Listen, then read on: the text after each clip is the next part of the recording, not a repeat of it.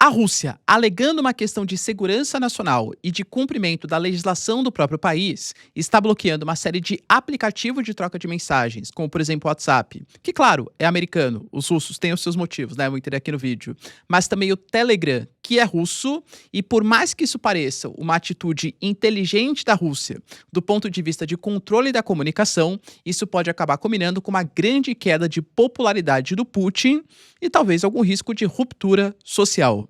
Será que a atitude da Rússia de tentar manipular a comunicação vai dar certo? Se vocês querem entender um pouco mais sobre esses assuntos, e muito mais também sobre geografia, geopolítica, atualidades, política, polêmicas, enfim. Tudo para você se manter sempre bem atualizado, já se inscreve no canal, deixa seu like e compartilha esse vídeo, que o professor Ricardo conta muito com a sua ajuda. Belezinha? Recado rapidinho da nossa parceiraça do canal. Para quem não sabe, eu tenho a minha empresa chamada Professor Ricardo Marcílio, que é responsável não só pelo canal, mas por vários outros serviços. Vocês sabiam que apesar de chamar Professor Ricardo Marcílio, se eu não tivesse o registro no INPI, eu corria risco de perder o nome da minha empresa, tanto por alguém que poderia usar sem querer, ou até mesmo, claro, por má fé. Para fazer o registro é muito demorado, é burocrático, é difícil. Por isso, eu recomendo para vocês que a mesma empresa que fez o registro para mim, que é a Muvon, faça o serviço para vocês. O serviço ele tem um preço muito competitivo, deixa muito rápido, desburocratizado e você se preocupa com o que realmente interessa, que é gerar valor a partir dos seus negócios. Então, link na descrição e conta com o serviço da Muvon para garantir a segurança da sua empresa. Bom, galera, então bora lá pro vídeo, ó. Como eu trouxe para vocês, a gente sabe que hoje a Rússia está adotando medidas para bloquear alguns aplicativos de troca de mensagens. São casos um pouco diferentes em relação aos aplicativos americanos, seja o YouTube, por exemplo, que recentemente passou por uma queda de velocidade na Rússia, seja, por exemplo, os aplicativos ligados à Meta, né? Então, o Facebook, o Instagram, o WhatsApp, que aí é uma alegação de segurança nacional, seja o Telegram, que é um aplicativo russo, mas que, segundo a própria Rússia, não está respeitando a legislação nacional. Quando o Putin ele assume o poder, para a gente tentar entender, né, como que o Putin ele consegue se consolidar como um homem tão forte assim na Rússia, ele sucede o Boris Yeltsin, que na década de 90 foi visto como um presidente fracassado. Entendo que falávamos de uma União Soviética até 1991, uma grande potência bélica, e Guerra Fria, ninguém sabia exatamente, né, se o socialismo, o capitalismo, enfim, era uma coisa que estava meio que quase naturalizada. Repentinamente, temos a queda do Muro de Berlim em 89, o fim da União Soviética em 91 e a ascensão do Boris Yeltsin como líder de uma Rússia nesse momento pós-Guerra Fria. É um momento de inflação, vários casos de corrupção vindo à tona, sucateamento das principais estatais russas, se não elas foram vendidas por um preço baixíssimo. A Rússia perde, por exemplo, o território da Chechênia, galera, islâmico separatista, consegue separar do que era visto como o maior exército do mundo, junto com o exército americano. Ou seja, a década de 90 foi uma década de humilhação para os russos. Seja com os países bálticos, se aproximando da União Europeia, se aproximando da OTAN, perdendo protagonismo no leste europeu, perdendo protagonismo na Ásia Central. Foi uma década muito complicada para os russos.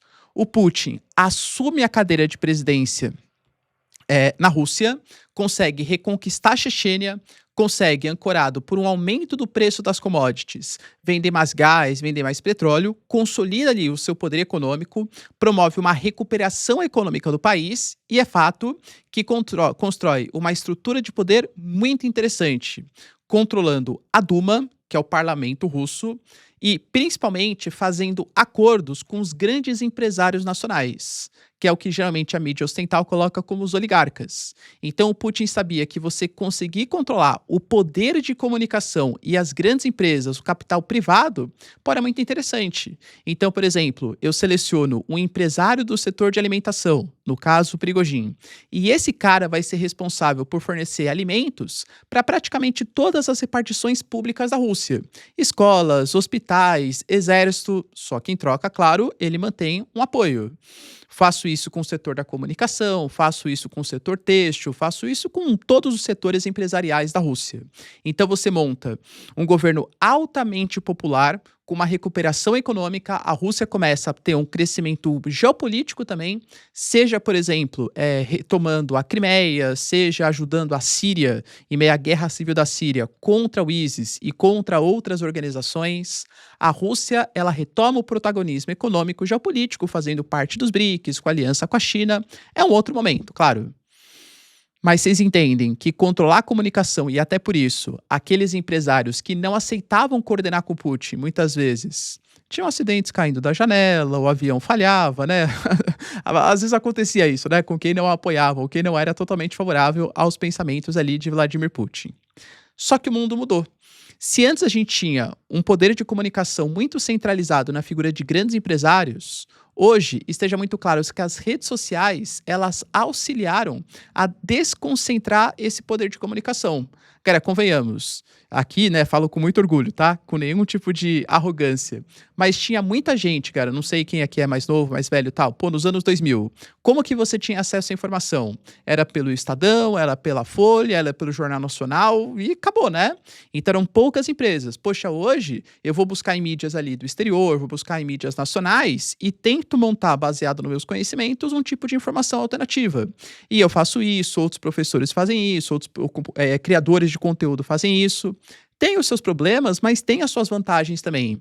Então você desconcentrou o poder de comunicação. E isso preocupa muito os russos. Além disso, a gente sabe que é fato que passamos por uma guerra híbrida.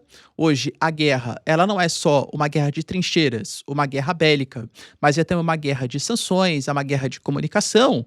E o Ocidente, ele praticamente monopoliza esses aplicativos de mensagem, pelo menos os mais conhecidos. Seja a Meta, seja o Google, né? Enfim, com as suas plataformas. Quando a Rússia bloqueia, já vinha fazendo isso desde o início da operação militar especial, como o Putin fala, mas agora consolidou alguns movimentos, ele baniu, por exemplo, o WhatsApp. A Meta se pronunciou e alegou que isso é uma tentativa de isolar mais de 100 milhões de usuários de uma comunicação privada e segura e é um retrocesso que só pode levar a menos segurança para as pessoas da Rússia. A Rússia alega, como eu falei para vocês, que essas empresas, principalmente o Telegram e o WhatsApp, se recusaram a armazenar os dados dos usuários russos. Isso é um ponto importante, a gente vai discutir aqui rapidinho, né? E que a Meta é uma organização extremista desde 2022, porque compartilha informações muito mais favoráveis ao Ocidente e contra o Putin e prejudica as informações que seriam favoráveis ao governo russo. E vamos ser sinceros? É muito possível que sim, tá? A gente sabe que os algoritmos das redes sociais, sejam russas, chinesas, americanas, elas têm suas preferências. Eu que sou criador de conteúdo sei que algumas palavras específicas que você fala derrubam o alcance, tá? Não vou falar para não derrubar o alcance aqui, claro, né? Mas assim, a gente sabe que existem algumas preferências de temas a serem tratados, a maneira como você fala tem ingerência, com toda certeza. Porém, fazer o bloqueio total dessas redes, inclusive do Telegram, isso pode acabar comprometendo alguns setores importantes do governo russo, tá? A Rússia, ela alega, né? Não alega publicamente isso, mas é o que a oposição e até alguns setores do governo estão colocando, que é para promover um aplicativo russo, que está sendo chamado de o super aplicativo da Rússia, que é a plataforma Max. A própria Rússia fala que é um super aplicativo que combina mensagens e serviços governamentais. Desde o ano passado, qualquer celular, equipamento que você compra, já vem com o aplicativo Max. Isso, algumas instituições, professores, estudantes, trabalhadores de repartições públicas, são obrigados a usar esse aplicativo de mensagens, que não tem a criptografia ponta a ponta. Ou seja, pode ser muito melhor verificado, vazado mensagens e possivelmente como um aplicativo estatal regulamentado pela ação do próprio Estado. O Estado russo fala que isso é necessário para combater o extremismo, combater E isso, olha que interessante, não só do ponto de vista militar e geopolítico, mas até do ponto de vista de costumes. A Rússia, ela atravessa hoje uma queda da natalidade. E o Putin alega que um dos principais problemas é a libertinagem, é o progressismo vindo do Ocidente. Então ele pede para a retomada dos valores mais conservadores. Então, por exemplo, conteúdos que propaguem propaganda LGBTQIA+, vão ser censurados pelo governo russo. Conteúdos que falem mal da Rússia ou da China ou que exaltem a OTAN vão ser bloqueados pela Rússia por uma questão de estratégia e segurança nacional. Parece algo interessante do ponto de vista de controle do Estado, claro, né? Porém, as repercussões podem não ser tão positivas assim. Em que sentido, professor? Vamos pegar exemplos passados? Quando, talvez a primeira vez que as redes sociais tenham sido utilizadas em larga escala para auxiliar nessas manifestações, foi na Primavera Árabe, que se inicia ali em 2011 para 2012, na Tunísia, depois se espalha para o Egito, para a Líbia, tudo tal. Na época era até o Facebook, né, que era mais utilizado, e marcavam-se manifestações e tal. Quando os governos eles começaram a limitar o acesso às redes sociais para impedir essas manifestações, já estava muito descentralizado. Os VPNs, por exemplo, atuando para auxiliar o acesso aos conteúdos, às redes sociais. Mais recentemente, a gente pega, por exemplo, o caso de Bangladesh com a Sheikh Hasina, que também tentou bloquear aplicativos de comunicação alegando uma questão de segurança nacional, só que algumas informações vazaram, inclusive de repressões violentas contra estudantes. No final das contas, nós tivemos a deposição dela. Recentemente, a gente pode pegar o caso do Nepal. O governo do Nepal, ele bloqueou mais de 20 aplicativos, alegando também que é uma questão de segurança nacional, que existe uma guerra híbrida. Ao invés disso, controlar as manifestações, isso incentivou ainda mais as manifestações, causando protestos que acabaram culminando com a queda do governo do Nepal. E por que eu falo que isso é perigoso para a Rússia? Nós temos hoje, membros da Duma e talvez o principal representante, que seja o Sergei Mironov, alegando que é uma forma completamente errada do governo russo lidar com a situação, principalmente acerca do Telegram. Ele não é uma oposição ao Putin, inclusive ele apoia o que ele chama de operação militar especial na Ucrânia, mas ele alega que grande parte dos soldados, dos militares que estão na frente de batalha, só conseguem se comunicar com a sua família por meio do Telegram. O governo russo vai bloquear isso? Óbvio que isso pode gerar insatisfação das famílias, insatisfação da frente de batalha, entende? Ah, mas fica tranquilo, a gente pode utilizar o Max. Cara, todo mundo sabe que o Max vai ter uma forte ingerência do Estado.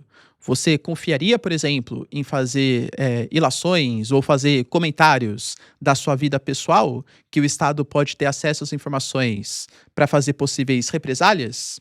Entende? Então isso pode acabar sim culminando em manifestações. Vale lembrar que agora para dia 1º de março, a Rússia vai colocar em vigor uma lei que foi aprovada no final do ano passado, que eles chamam de Lei da Gestão Centralizada da Rede Pública de Comunicações. Vai ficar em vigor até em 2032 como uma forma de teste. Na prática, a gente tem um órgão regulador que vai poder desconectar o segmento russo da rede global de internet se eles apresentarem ou identificarem algum tipo de ameaça à segurança nacional. Eles falam também de provedores de internet que serão obrigados a seguir ordens diretas do Estado e a FSB, que é o Serviço Federal de Segurança, vai ser o coordenador que vai decidir o que é um ataque à segurança nacional, o que compromete a, enfim, cultura russa. E aí, galera, será que a gente pode confiar na FSB? E não é porque é a Rússia, né? Qualquer estado aí, identificando quais conteúdos podem ser regulados ou não. Inclusive, há punições para aqueles que pesquisem conteúdos extremistas a partir do dia 1º de março. O que é um conteúdo extremista? Se eu for ver, por exemplo, um filme de Hollywood que tem alguma cena, sei lá, de um beijo ali, vai? De um casal homossexual. Isso é uma cena extremista? Se eu for ver, por exemplo, algum tipo de produção cultural que faça críticas a, sei lá, Guerra Fria, isso é um conteúdo extremista? Entende, galera? Então, por mais que pareça, por isso que eu falo, é uma atitude inteligente você controlar a comunicação para definir o futuro de um povo, inteligente parte do Estado, pode trazer consequências negativas. Protestos. E acho que o que vai ser um fator decisivo para isso é quanto tempo essa guerra vai continuar. Quanto mais tempo a guerra continua, maiores os gastos públicos da Rússia em defesa, equipamentos militares e menores os gastos sociais, que somados a militares na frente de batalha, a não só voluntários, mas também a convocação de militares para lutar na frente de batalha é uma coisa completamente diferente. Você ir porque você quer como voluntário e você ser recrutado pelo Estado russo são coisas diferentes que podem gerar insatisfação.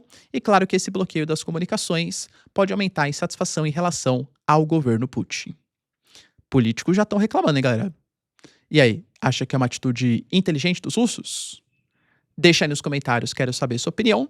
No mais, se vocês curtiram o vídeo, tamo junto, beijos, abraços e tchau, tchau.